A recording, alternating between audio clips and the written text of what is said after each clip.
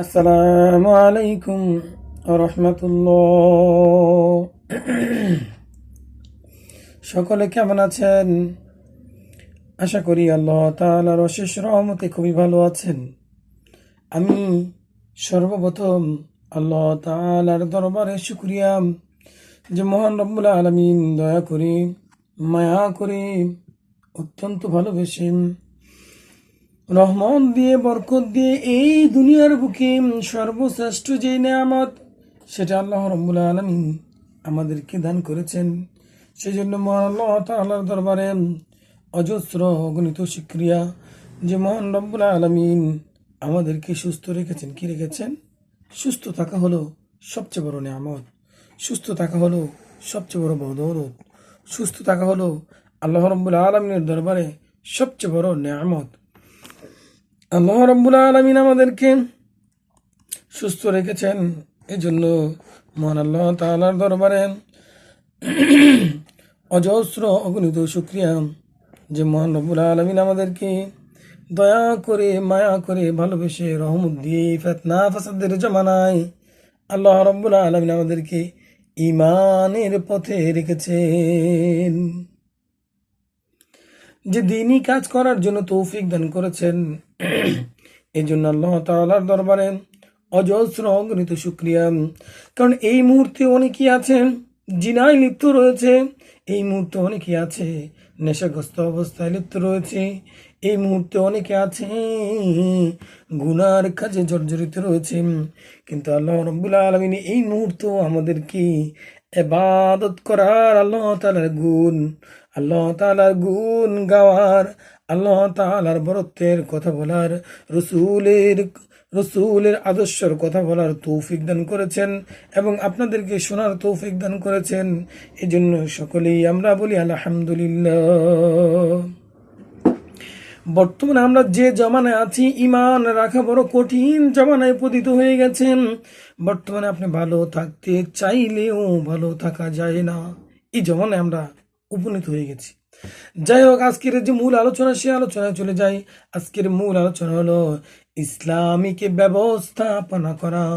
যে কোনো কাজের ক্ষেত্রে, বিবাহ হোক, সামাজিক কোনো কাজ হোক, ধর্মীয় কোনো কাজ হোক, এবং ব্যবসায়িক কোনো কাজ হোক, পারিবারিক কোনো কাজ হোক, বাড়ি গাড়ি তৈরি করা হোক, বাড়ি গাড়ি কিনা হোক, গাড়ি কিনা হোক, সব যে কোনো কাজটাই হোক না কেন, সেটা হতে ইসলামিক ব্যবস্থাপনায় যেন হয়, এ বিষয় নিয়ে আলোচনা। এ প্রসঙ্গে আল্লাহ রাব্বুল আলামিন পবিত্র কালামুল্লাহ শরীফের বিভিন্ন সূরার বিভিন্ন আয়াতের ভিতরে ঘোষণা করে দিয়েছেন। আল্লাহ যদি তৌফিক দান করেন তাহলে অবশ্যই আমি প্রত্যেকটি আয়াতের ভিতরে আল্লাহ রাব্বুল আলামিন যা যা বলে দিয়েছেন তার সংক্ষেপে আলোচনা করার চেষ্টা করব। বিস্তারিত আলোচনা ইনশাআল্লাহ আরেকটা থাকবে ইসলামী ব্যবস্থাপনায় আল্লাহ রাব্বুল আলামিন কালামুল্লাহ শরীফের মধ্যে এক একটা আয়াতের মোটামুটিভাবে একটা তাফসীর নিয়ে আলোচনা করবো ইনশাআল্লাহ যদি তৌফিক দান করেন। আজকে আমরা আলোচনা করবো সূরাতুন নিসার 29 নম্বর আয়াতে আল্লাহ রাব্বুল আলামিন কি বলেছেন জানেন? বলেছেন, ইয়া আইয়ুহাল্লাযীনা আমানু লা তা'কুলু আমওয়ালুকুম বাইনাকুম বিল বাতিল ইল্লা আন তাকুনা তিজারাহ। আল্লাহ রাব্বুল আলামিন আয়াতের ভিতরে কি করেন? হে ওই সব লোক যারা ঈমান এনেছো, ও ঈমানওয়ালা বান্দারা শুনে রাখো, তোমরা একে অপরের মাল অন্যায়ভাবে খেও না, সন্তুষ্ট চিত্তে লেনদেন করা উচিত। তোমরা নিজেরা নিজেদেরকে হত্যা করো না, নিশ্চয়ই আল্লাহ রাব্বুল আলামিন তোমাদের উপর মেহেরবান। কি বলেছেন? যে যারা ঈমান এনেছে, যারা তোমরা ঈমান এনেছ, তারা কিন্তু অন্যায়ভাবে অন্যের মাল আত্মসাৎ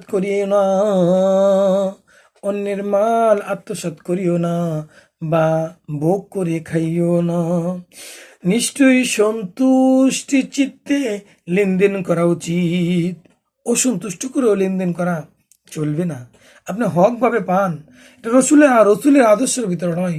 কোরআনুল কারীমের সূরাতুন নিসার 29 নম্বর আয়াতে আল্লাহ রাব্বুল আলামিন যেটা বলে দিয়েছেন, সেটার অর্থে, সেটার ব্যাখ্যায় আপনি কিন্তু, যদি আপনার সম্পদ আপনি নিজেও পান, তারপরও আপনি যদি জোর করে তার কাছে ছিনায় নিয়ে আসেন, তাহলে অবশ্যই কিন্তু আপনি গুনাহগার হবেন। শুধু তাই নয়, আল্লাহ রাব্বুল আলামিন বলেছেন, তোমরা নিজেরা নিজেদেরকে হত্যা করো না, তোমরা নিজেরা নিজেদেরকে জাহান্নামে ফেলো না। সুতরাং জাহান্নাম হবে আমাদের হাতের কামাই। কে বলেছেন? আল্লাহ রসুল সাল্লাল্লাহু আলাইহি সাল্লাম বলে গেছেন। শুধু তাই নয় আমার পানির বাইরা, আল্লাহ রাব্বুল আলামিন পবিত্র কালামুল্লাহ শরীফের সূরাতুল বাকারার 188 নম্বর আয়াতের ভিতর ঘোষণা করেছেন। কি ঘোষণা করেছেন জানেন? সূরাতুল বাকারার 188 নম্বর আয়াতের মধ্যে আল্লাহ রাব্বুল আলামিন বলে দিয়েছেন, তোমরা একে অপরের মাল বেআইনি ভাবে খেও না। স্পষ্টভাবে ঘোষণা করে দিয়েছেন, বেআইনি ভাবে খেও না। যারা নাকি জোর করে অন্যের জমি আত্মসাৎ করে খান, কাগজপত্রের মালিক নয় বা ওয়ারিশ সূত্রের মালিক নন, কিন্তু জোরের কারণে, ক্ষমতার তাকতে আপনারা কি করতেছেন? অন্যের সম্পদ নিজে ভোগ করে খাচ্ছেন। আল্লাহ রাব্বুল আলামিন স্পষ্টভাবে সূরাতুল বাকারার 188 নম্বর আয়াতের ভিতর ঘোষণা করে দিয়েছেন, তোমরা জোর করে, অন্যায়ভাবে, বেআইনিভাবে অন্যের মাল, অন্যের সম্পদ আত্মসাৎ করে খেও না, এবং ইচ্ছাকৃতভাবে অন্যের মালে অংশ অন্যায়ভাবে দখল করার জন্য বিচারকদের নিকট দাবি পেশ করো না। যারা নাকি বিচার করে, তাদেরকে ঘুষ খাওয়ার জন্য, তাদেরকে সাপোর্ট করার জন্য, যে আমাদের এত বছর ধরে দখলে রয়েছে, আমি তো এটা মালিক রয়েছি। হয়তো আপনার পিতৃ অংশের সূত্রে বা যে কোনো সূত্রে ইনি মালিক রয়েছেন প্রকৃতপক্ষে, কিন্তু আপনি হয়তো খেয়ে যাচ্ছেন, কিন্তু হয়তো আপনার দাদা বা দাদার আমলের তারা সম্পদের দিকে অ্যালাউ করতো না। তারা মনে করতো সম্পদ দিয়ে কি করা যাবে, কিছুই দরকার নেই, কাজ করতে পারলে, টাকা উপার্জন করতে পারলে তাহলে হলো কামিয়াবি।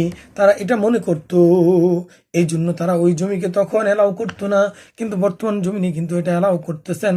সেই জন্য বলবো, যদি তারা হকভাবে পেয়ে থাকে, ও আমার পানির ভাইরা, অবশ্যই তাদেরকে তাদের সম্পদ বুঝিয়ে দিবেন, নতুবা কিন্তু আপনারা জাহান্নামে হবেন, নতুবা কিন্তু আপনারা জাহান্নামে হবেন, নতুবা কিন্তু আপনারা জাহান্নামী হবেন। অন্যায়ভাবে, বেআইনিভাবে যদি ইচ্ছাকৃতভাবে অন্যের মাল আত্মসাৎ করেন, সম্পদ আত্মসাৎ করেন, টাকা পয়সা আত্মসাৎ করেন, তাহলে কিন্তু আপনি জাহান্নামী হবেন। এ প্রসঙ্গে আল্লাহ রাব্বুল আলামিন সূরাতুজ যারিয়াতের 19 নম্বর আয়াতে বলেন, অফি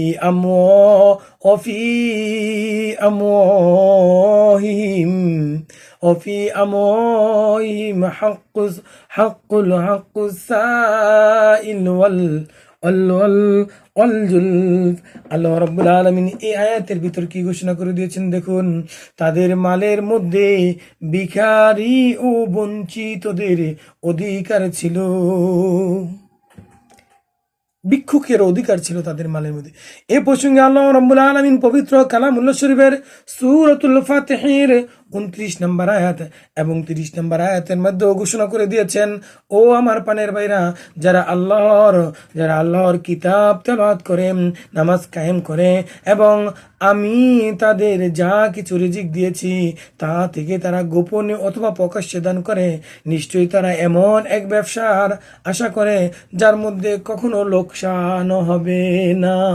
এই ব্যবসা তাদের সব কিছু লাগিয়ে দেওয়ার কারণ এই যে, যাতে আল্লাহ তাদের বদলা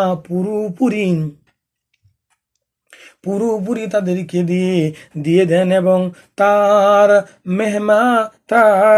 মেহমান বানিয়ে দেন, আরো বেশি দান করেন।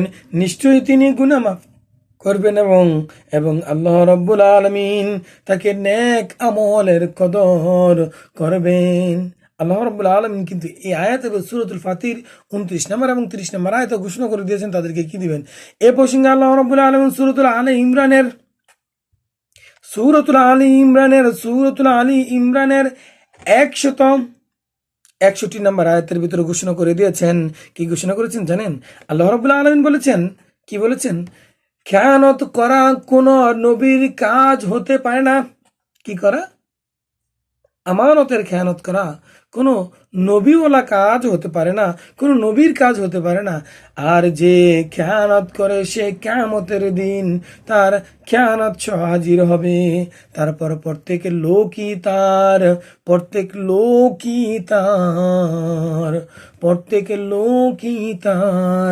খেয়ানত সহ হাজির হয়ে যাবে।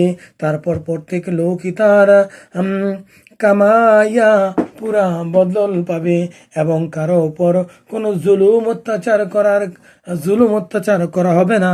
হাসরের ময়দানে কোন রকমের কোনো জুলুম অত্যাচার করা হবে না। এই হাসরের ময়দানে আপনি যতটুকু পাবেন, জাররা পরিমাণ থেকে জাররা পরিমাণ, বিন্দু পরিমাণ থেকে বিন্দু পরিমাণ হিসাব পরিপূর্ণভাবে আপনার হিসাব আপনাকেই বুঝিয়ে দেওয়া হবে। ও আমার পানির ভাইরা, যারা নাকি অন্যের মাল আত্মসাৎ করে খান, ইসলামী ব্যবস্থাপনায় আপনি ব্যবস্থা করলেন না, সঠিক ন্যায় বিচার করলেন না, টাকা খেয়ে মাল খেয়ে নিজ দিয়ে বিচার খেয়ে বা সম্পর্কের কারণে আপনি সঠিক বিচার করলেন না, ন্যায় বিচার করলেন না, আমানতের খেয়ানত করলেন, আল্লাহ রাব্বুল আলামিন কিন্তু হাসরের ময়দানে এর জন্য পরিপূর্ণ হিসাব নেবেন। কারণ আপনার সাক্ষীর বিনিময়ে, আপনার বিচার ফয়সালার কারণে সে কিন্তু অবৈধভাবে এই জমিটি ভোগ দখল করে খাচ্ছিল। আরেকটা ছোট্ট হাদিস বলে আমি শেষ করে দেব। এ প্রসঙ্গে হযরত আব্দুল্লাহ ইবনে মাসউদ রাদিয়াল্লাহু তাআলা আনহু থেকে বর্ণিত, তিনি বলেন রাসূলুল্লাহ সাল্লাল্লাহু আলাইহি সাল্লাম বলেছেন ফরজ ইবাদতের পরে হালাল রুজি সন্ধান করা তোমাদের জন্য ফরজ।